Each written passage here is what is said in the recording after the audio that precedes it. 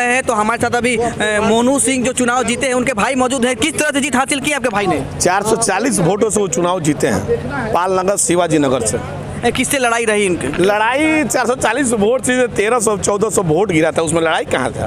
तो लगातार देख सकते हैं कि 16 वार्ड तक शुरू हो गया है। बात करें तो चेयरमैन के प्रत्याशी के रूप में सबसे ज़्यादा सिम्पी गुप्ता का नाम आ रहा है, क्या लग रहा है, कैसे उनकी जीत? देखिए, सिम्पी गुप्ता के लड़ाई है अभी, इंतखाब अहमद भी लड़ाई में है, लेकिन 5000 वोटों का फासला है, एक लंबा फासला। हाँ, जो कहाँ कवर होगा इस समझ में नहीं आ रहा है। इंतखाब अहमद का भी वोट कट रहा है, जैसे नल छाप पर कट रहा है, कहीं चरखा छाप पर कट रहा है, यही चिंता का विषय है। अब शहर की तरफ वोट आ गया है, रुझान मिलना शुरू हो गया है, क्या लगता है? और नादा जी और वही 2 आदमी है लड़ाई मैदान में। तो आपके भाई चुनाव जीत गए हैं, अभी आपका आने वाला रिजल्ट, तो क्या कहना चाहेंगे? सीवान की जनता को बहुत बहुत बधाई, वार्ड नंबर 16 की जनता, पालनगर की जनता को बहुत बधाई, जिन्होंने हम लोगों पर विश्वास किया। हम लोग उन लोग को विश्वास पर खड़े उतरेंगे। तो हमारे साथ जेपी जी भी मौजूद हैं और जेपी जी से बात करेंगे कि जेपी जी हैं जो वार्ड का चुनाव जीत चुके हैं और नगर उप सभापति के चुनाव इनकी पत्नी लड़ रही हैं, अभी गिनती चल रही है। तो जेपी जी बताया जाए कि वार्ड का चुनाव जीत गए हैं और उप सभापति के लिए इंतजार है, दिल की धड़कन तेज हो रही होगी आपकी? नहीं, धड़कन तेज नहीं है, चूँकि वार्ड जीत चुके हैं और अच्छा वोट से जीते हैं। और उप चेयरमैन कितना वोट से आप जीते हैं? करीब 150 वोट से। 150 वोट से जीते हैं। तो जनता से क्या अपील करना चाहेंगे? जनता से काम होगा, विकास होगा कि नहीं होगा? जनता से अपील यही है मेरा कि हम काम किए हैं, तब हमको जनता ने प्यार कितने साल से आप वार्ड पार्षद हैं वहाँ पे? तीसरी बार। तीसरी बार, मतलब 15 साल से आप वार्ड पार्षद हैं? जी जी। तो लगातार जो अभी वो आपका जो गिनती चल रहा है उप सभापति का लगातार चला है, तो चुनावी मैदान में आपकी पत्नी है? जी। उसमें आगे 850 वोट से आगे हैं अभी। कितने नंबर वार्ड? आप 16 नंबर वार्ड था? 12 नंबर वार्ड था मेरा। जी। तो क्या कहना चाहेंगे जनता से आप? हम वार्ड नंबर 12 के सम्मानित जनता को प्रणाम करते हैं आशीर्वाद देने के लिए। तो ये वार्ड नंबर 12 से तो चुनाव जीत गए। तो अजीत जी भी मौजूद है, क्या रुझान लगातार देख रहे हैं कि बात करें चेयरमैन के लिए, लोगों में उत्साह है कि कौन जीतेगा कौन हारेगा, लगातार लोगों में चर्चा है। तो क्या लगता है कि चेयरमैन में सिम्पी गुप्ता जो चौथे राउंड में बात करें तो 4000 लगभग वोट से आगे हैं? अब देखिए, सिवान की जनता ने जिस पर विश्वास जताया है और दिखाने देंगे लोग बैठे हुए उधर लगातार चर्चा चल रहा है, लोग चर्चा में लोग है कि भाई कौन आगे है कौन जीते। तो बता दें कि चौथे राउंड में सिम्पी गुप्ता लगभग 4000 वोट से आगे हैं। तो बता देता है कि जीवन यादव का एक गढ़ माना जाता था 1 से 8 वार्ड तक, लेकिन अब शहर में वोट घुसा है तो लगता है कि धीरे धीरे वोट कम हो रही है, लोगों का रुझान जब है धीरे धीरे कम हो रहा है। बात करें अनुराधा गुप्ता को भी वोट अब थोड़ा बढ़त हो रहा है, लग रहा घट रहा है। जी, देखिए, एक गढ़ होता है और चुनाव तो आप जानते ही हैं, कार्यकर्ता बेस और जाति बेस, ये दोनों बेस होता है। जाति बेस माने रखता है वोट में? जी बिल्कुल।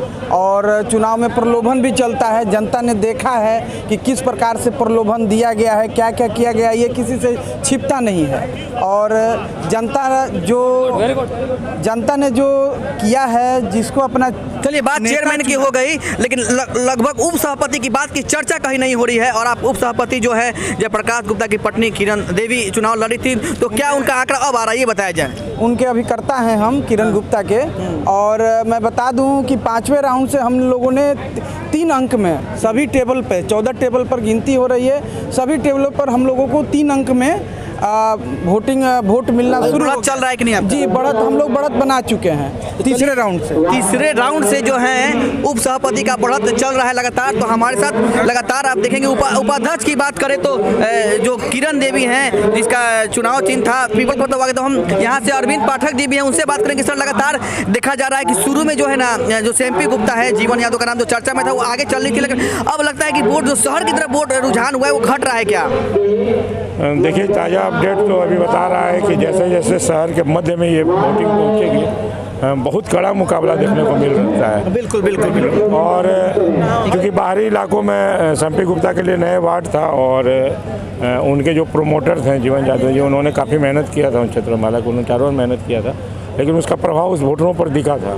शहर के वोटर थोड़े से ज़्यादा प्रबुद्ध होते हैं, वो विचार करके वोट करते हैं। और जैसे जैसे ये मध्य का इलाका में पहुंचेगा, और हो सकता है कि जब आपको पुरानी किला कॉलोनी और ये सब और उस इलाकों में आपको भी अच्छा वोट उधर मिला। हाँ, इंतखाबी लड़ाई में फिर वापस एक बार आ सकते हैं। तो अभी ये देखने की बात होगी, बहुत इंटरेस्टिंग होने जा रहा है चुनाव परिणाम। कितना राउंड चलेगा अभी? तो 4 राउंड कंप्लीट, 14 राउंड लगभग लगता है चलते? नहीं, 10 राउंड से 12 राउंड के आसपास होना है।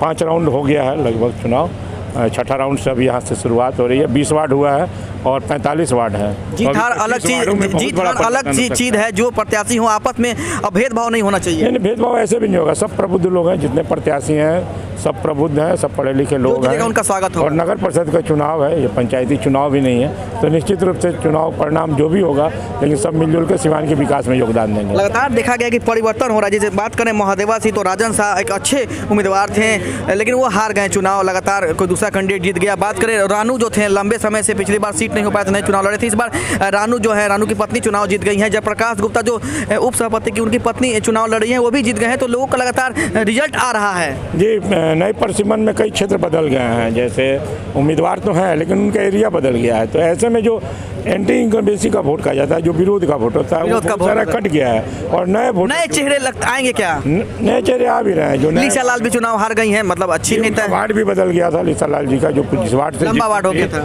जिस वार्ड से चुनाव जीती थी वो वार्ड रिजर्व हो गया था, और ये अनरिजर्व सीट से यहाँ से चली गई थी लड़ने के लिए, तो रिजर्व सीट में बदल गया था।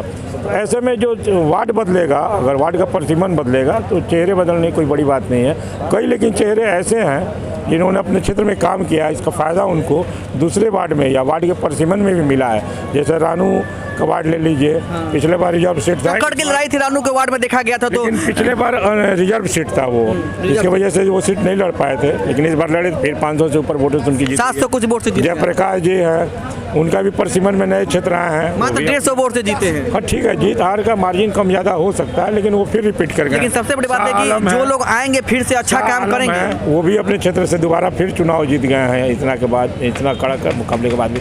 तो जिन लोगों ने काम किया है, उनका वार्ड भी बदला है, तो उनको फायदा पब्लिक ने दिया है। एक सवाल अरविंद पाठक जी, आप बहुत अच्छे पुराने पत्रकार हैं, आपको बहुत अच्छा आंकड़ा पता है। देख बात करें तो सिवान के बारे में अच्छा जानकारी होता है। तो देखने लगता है कि जो नए उम्मीदवार आएंगे, पहली बार चुनाव जो होता चेयरमैन का, तो वो खेल का होता था। खेल मतलब कि वो पैसे के खेल का चुनाव जनता नहीं चुनती थी, वार्ड पार्षद चुनते थे। तो इस बार पहली बार बात करें तो जनता ने 3 वोट किया है, मतलब हम लोग के होश में पहली बार जनता ने 3 वोट किया है, वार्ड पार्षद, उप चेयरमैन और सभापति के लिए। तो क्या लगता है कि जब चेयरमैन चुना जाएगा जनता के वोट से, तो वो काम करेगा नहीं करेगा? बाद में खेल था कि अगर खेल पैसे का भी होता था, लेकिन काम तो चेयरमैन और वार्ड पार्षद करते ही थे, नहीं करते तो भ्रष्टाचार जरूर होता था। भ्रष्टाचार से विश्वास प्रस्ताव लगा के गिरने वाला बात अब होगा कि नहीं होगा? नहीं, देखिए विश्वास प्रस्ताव की बात नहीं है, विश्वास प्रस्ताव तो एक खेल था ही, लेकिन अब क्या समस्या आएगी ना कि चेयरमैन से अगर उम्मीदें पूरी नहीं होंगी तो उसको बदलने की प्रक्रिया भी बहुत मुश्किल होगी, आसानी से नहीं बदला जा सकता है। तो ऐसे में सीधे पब्लिक द्वारा चुना गया तो विधायक भी होता है, सांसद भी होता है, लेकिन ऐसा तो है नहीं कि सांसद विधायक भ्रष्टाचारी नहीं होता है, एकदम होता है, भ्रष्टाचारी होते हैं। टेबल के नीचे से बहुत कुछ होता है। जी बिल्कुल, एक कहावत है, टेबल के नीचे से बहुत कुछ होता है। बात करें तो हम किसी का नाम देने से ऊपर से भी सब जगह से खेल होता है। राजनीति और भ्रष्टाचार में कोई एक दूसरे से अलग खत्म भी होने वाला नहीं है। भ्रष्टाचार दिमाग की तरह से हमारे सिस्टम में प्रवेश कर गया है, लेकिन उसमें हमको देखना होगा, पब्लिक देख रही है कि किसको जिताने से भ्रष्टाचार थोड़ा कम होगा या नया चेहरा आएगा। कि कास्ट वोट भी बहुत मायने रखता है, जातीयता बहुत ज़्यादा है, अभी भी दिखाई जाता है। नहीं, जब ऐसा है कि सीट रिजर्व हो गया है, मान लीजिए चेयरमैन और डिप्टी चेयरमैन का, अब हमको तय है कि हमको किसी अत्यंत पिछड़े को ही चुनना है। तो जब हमको ये चुनना है कि अत्यंत पिछड़े में से ही किसी उम्मीदवार को चुनना है, तो इसमें न तो धर्म चलने वाला है न जाति चलने वाला है। एक फॉरवर्ड भी होगा तो उसको भी अत्यंत पिछड़ा को चुनना है, एक अत्यंत पिछड़ा भी होगा तो अत्यंत पिछड़ा को चुनना है, तो वो बढ़िया ब्राह्मण भी होगा तो अत्यंत पिछड़े वर्ग से किसी को चुनना है। बहुत बढ़िया बात। ये हमारे साथ अरविंद पाठक जी थे, जो बहुत पत्रकारिता की बात करें तो पत्रकारिता में बहुत लंबे समय दिए हैं, और अभी राष्ट्रीय सहारा के ये ब्यूरो चीफ हैं और लायंस क्लब के अध्यक्ष रह चुके हैं। लगातार आपको दिखा रहे हैं कि जो चुनाव की मतगणना है अभी चल रही है, चौथा राउंड कंप्लीट हो गया है। अब शहर की तरफ, शहर एक बहुत बड़ा परिवर्तन आता है कि बताया जाता है कि जो विधायक का चुनाव था, शहर में परिवर्तन हुआ था। जहां तक ओम प्रकाश यादव जो चुनाव जीते थे तो शहर की वोट से वो जीते थे, पर शहर में से वोट से वो हार गए। तब बताते हैं कि अवध चौधरी ने विधायक बन के सिवान को जीत हासिल की थी। तो लगातार आप देख सकते हैं कि हमारे साथ जुड़े रहिए कि अपडेट आपको दिखो। जो बढ़त का सिलसिला है वो लगातार चल रहा है। बताया जा रहा है कि 5 राउंड हो गया है सभापति के लिए, मतलब चेयरमैन के लिए। तो 5800 लगभग वोट से जो है सेम्पी गुप्ता आगे चल रही है। बात करें पूरे चुनाव पे चर्चा करना चाहेंगे तो हमारे साथ वरिष्ठ अधिवक्ता राजीव रंजन राजू मौजूद हैं। भैया, लगातार वार्ड की बात करें तो वार्ड में लगातार कई परिवर्तन हुए, जैसे लीसा लाल पुरानी चेहरा था जो चुनाव हार चुकी है, रानू जो है नई बस्ती से वो चुनाव जीत चुके हैं, और अब बात करें महादेवा की तो राजन शाह बहुत पुराने अच्छे कार्यकर्ता थे, वो भी चुनाव हार चुके हैं। तो लगातार सिलसिला चल रहा है। सर, क्या लगता है कि परिवर्तन हो रहा है? देखिए, परिवर्तन भी है है, नए चेहरा को लोग पसंद भी कर रहे हैं। सबसे बड़ी बात है कि जो परिसीमन जो बढ़ा उसमें बाहरी वोटर्स भी आए। जो पहले की जो डेमोग्राफी थी, जो जनसंख्या का अनुपात था, वो बढ़ा। नए लोग आए, नए लोगों ने नए को पसंद किया। इसलिए ये नहीं कहा जा सकता है कि सभी लोगों ने नया चेहरा ही पसंद किया है।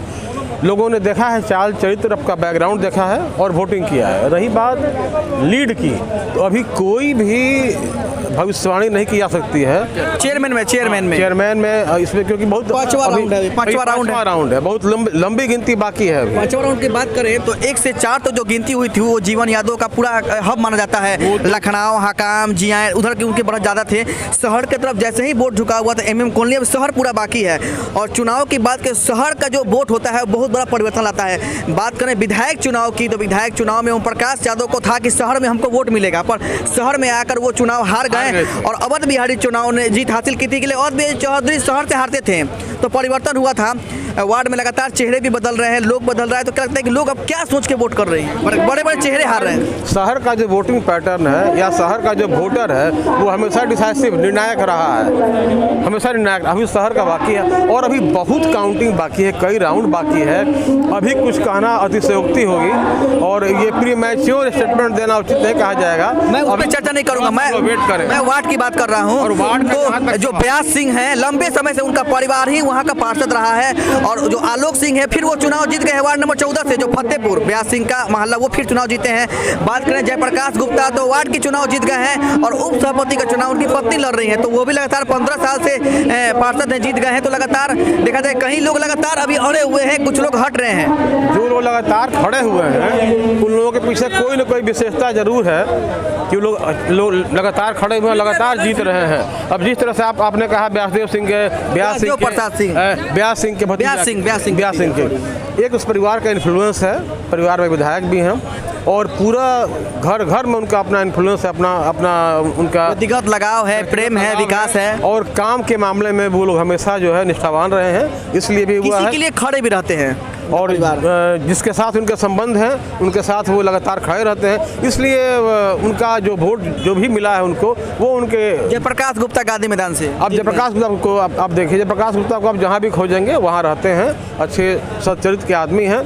और उसी तरह से ये उनकी पत्नी अगर जीतती भी हैं तो उसके पीछे सारा श्रेय जयप्रकाश गुप्ता के इमेज क्या है। 150 वोट से जीते हैं, तो 150 वोट जितने प्रत्याशी उस वार्ड में खड़े थे, बात करें इतना ही मार्जिन होना ही था। अच्छा, बात करें महादेवा के जो राजन साहब बहुत अच्छे नेता थे, लोग कहता था कि मानते थे कि जमीन से उठे नेता थे, और राजन साहब भी देख रहे हैं कि चुनाव हार गए। तो क्या लगता है कि कोरोना काल जो है लोगों में कुछ परिवर्तन लाई है क्या? कोरोना काल में लोग जो नहीं, कोरोना काल नहीं, एक परिसीमन भी बदला और जिस वार्ड से राजन साहब खड़े होते थे उस वार्ड में उनका हो नहीं पाया, उन्होंने वार्ड भी बदला।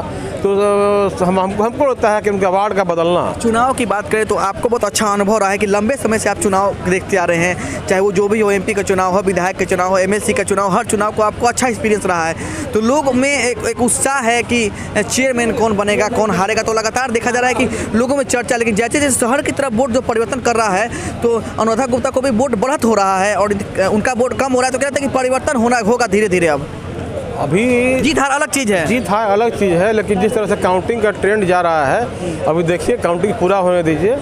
अभी तक तो जो लीड बरकरार चल रहा है। लोगों का तो प्यार मिल रहा है अनुराधा गुप्ता को लगा। हाँ, अनुराग मिल रहा है, इसलिए हम उम्मीद करते हैं कि अभी रिजल्ट अप्रत्याशित भी होगा। चलिए, अभी पूरा काउंटिंग पूरा होने दीजिए। बात रिजल्ट की हो गई, ठीक है, लेकिन कहा था कि चेहरे में बात, चुनाव खत्म हो गया, जीत हार, लेकिन कहते हैं कि अच्छा चेहरा आपकी नज़र में कौन था जो सिवान को सबको मिला के चलता? देखिए, सारे चेहरे अच्छे हैं, जो लोग सामने आ रहे हैं सभी अच्छे हैं और आके हम उम्मीद ये करते हैं सबको मिला के चले। हाँ, सबको जो भी आए सबको मिला के चले। जो वोट दिया वो भी आपका वोटर है, जो नहीं दिया वो भी आपका अपना है। सबको मिला के, चाहे जो भी जीत के आवे, उससे आग्रह है कि सबको मिला के चलिए और सिवान को एक नया दिशा दीजिए, नया रूप दीजिए, इसका डेवलपमेंट। ये भी तो नया कि पहली बार जनता चेयरमैन उप चेयरमैन को चुनी है और 3 को वोट जो है पहली बार जनता दी है। सीधे तौर पर ये पहला, इसमें एक सबसे बड़ी बात यह है कि इसमें चेयरमैन दबाव नहीं महसूस करेगा, चाहे जो भी हो, क्योंकि खरीद फरोख्त का बाजार समाप्त हो गया। एक चीज और हुआ कि बड़े बड़े नेता पैर के आगे झुक भी तो गए आके वोट मांगने के लिए, छोटा या बड़ा वो भेदभाव खत्म हो गया था, सब खत्म हो गया था। और चेयरमैन और वाइस चेयरमैन में सबसे बड़ी खासियत ये हुई कि अब ये भविष्य में हम लोग उम्मीद करते हैं, उम्मीद विश्वास है कि अब ये खरीद फरोख्त वाला मामला ख़त्म हो गया कि हर 2 साल पर आप अविश्वास ला रहे हैं, 2.5 साल पर, और वो सब समाप्त हो चुका है। और उम्मीद करते हैं कि ऐसा ही स्वच्छ माहौल बना रहेगा। हमारे साथ ये अधिवक्ता थे राजीव रंजन राजू, जिन्होंने बताया कि अभी जो खरीद फरोख्त का जो बात था वो खत्म हो गया और लगातार देख सकते हैं कि जैसे जैसे समय बीत रहा है तो वार्ड का जो प्रत्याशी का रिजल्ट आ रहा है, लगातार लोग जीत हार का रिजल्ट आ रहा है, खुशी मना रहे हैं, कोई गम मना रहा है, पर लगातार जो चेयरमैन का सीट है अभी तक अड़ा हुआ है और कौन जीतेगा कौन हारेगा अभी तक कंफर्म नहीं हो पाया है। तो हमारे साथ जुड़े रहिए, लगातार आपको अप टू डेट दिखाते रहेंगे।